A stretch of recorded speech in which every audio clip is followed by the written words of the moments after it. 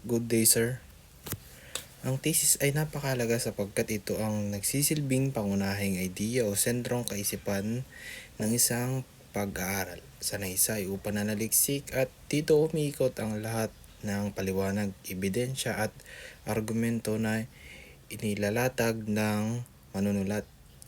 Sa aking sariling pag-unawa, ang thesis ay parang pundasyon ng isang gusali. Kapag matibay ito, magiging malinaw at organisado ang buong nilalaman ng akda.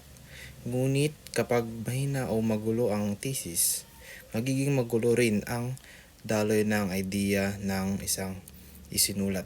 Base sa natutunan ko sa PCST Pioneer, mahalaga ang pagkakaroon ng malinaw na direksyon at layunin sa anumang gawain, lalo na sa paggawa ng proyekto, pananaliksik at paglikha ng mga makabagong idea na makatutulong sa komunidad at sa bansa.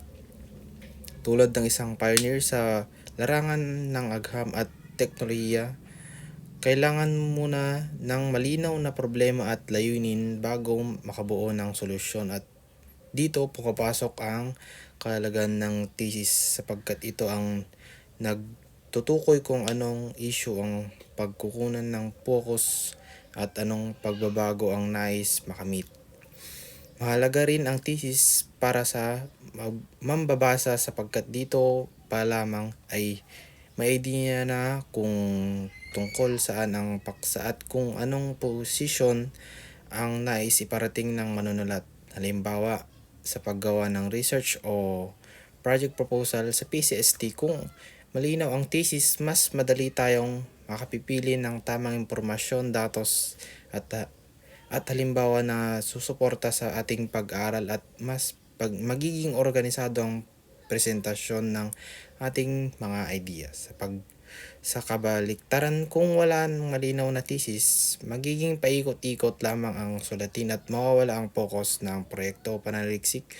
At bukod dito, ang pagbuo ng matibay na thesis ay humuhubog sa kakayanan ng isang PCST pioneer na mag-isip ng critical, maging mapanuri sa mga suliranin ng lipunan at makabuo ng mga solusyon, makabago at makabuluhan sa mas malawak na konsepto. Ang isang matibay na thesis ay hindi lamang mahalaga sa loob ng silid-aralan, kundi nagsisilbi rin itong gabay sa paghubog ng isang responsibleng innovator, ng isang leader na hinarap. Kung ang thesis para tayo ay isang pioneer na naglalakbay ng walang tiyak na patutunguhan.